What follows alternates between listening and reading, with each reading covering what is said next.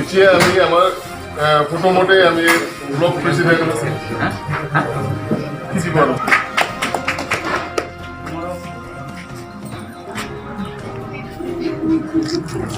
ঠিক আছে। এতিয়া আমাৰ নেক্সট কাৰ্যসূচীটো হ'ল আমার বরপেটা লোকসভার সাংসদ আব্দুল খালেক ডাঙরিয়া, আমার চিটাং জেলার তত্ত্বাবধায়ক তথা এপিসিসির সাধারণ সম্পাদক বিমল মন্ডল ডাঙরিয়া, एपीसीसी साधारण संपादिका। और हमने उनको कुछ निर्देश भी दिए हैं कि भाई जो संगठन हमारा यहाँ जो बनाया है, विशेष तौर पे जो मंडल अध्यक्ष हमारे हैं और मंडल की जो कमेटी बनी है, उसके माध्यम से गांव-गांव घर-घर जाकर ये लोगों को बताना पड़ेगा, समझाना पड़ेगा कि किस तरीके से ये बीजेपी की केंद्र की सरकार और राज्य की सरकार लोगों को फंसाने का काम कर रही है, गुमराह करने का काम कर रही है और लोगों को लूटने का काम कर रही है। विशेष तौर पे अभी कोई योजना चलाई गई है कि जिसके तहत 3 महीने के 6,000 रुपये लोगों के अकाउंट में मैंने सुना डाले जा रहे हैं। अब चुनाव को नज़र में देखते हुए ये योजना चलाई है या क्या, ऐसा सवाल उठता है। लेकिन उसके साथ साथ मैं ये भी कहना चाहूँगा कि आज कांग्रेस पार्टी ने मनरेगा जैसी योजना जब चलाई थी, उस योजना को इन्होंने बंद किया।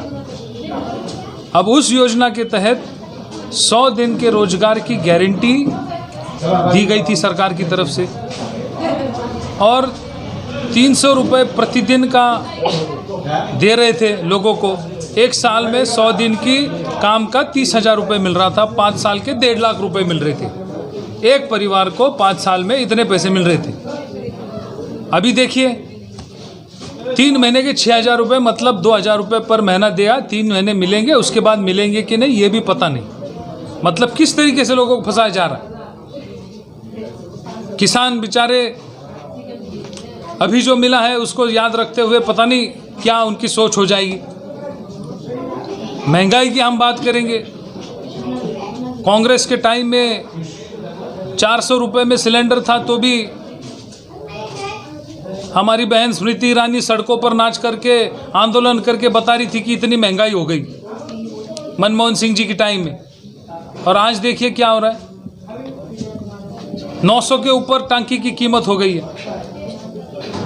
एक तरफ चावल सस्ता कर दिया तो दूसरी तरफ सरसों के तेल के भाव डबल कर दिए। तो ये सारी चीज़ों को हमने कहा है कि आपको लोगों के बीच लेकर जाना है, लोगों को ये समझाना पड़ेगा। और उससे भी ऊपर यदि देश में लोकतंत्र और आम आदमी की स्वतंत्रता को आबादित रखना है, इसके आगे भी भविष्य में, तो ये भाजपा की सरकार को हटाना पड़ेगा।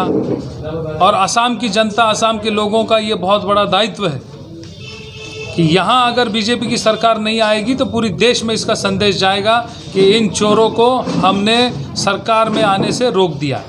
और मुझे अभी मैं कम से कम 4 ये चौथा जिला का मैं दौरा कर रहा हूँ। जो भी मुझे अनुभव आया है हमारे कांग्रेस कार्यकर्ताओं को मिलकर, बड़ा जोश मुझे दिख रहा है, बड़ा उत्साह दिख रहा है। और उसके आधार पर उन कार्यकर्ताओं के जोश और उत्साह के आधार पर मैं ये ज़रूर कहना चाहूँगा कि 2021 में इस स्टेट में कांग्रेस की सरकार बनने जा रही है।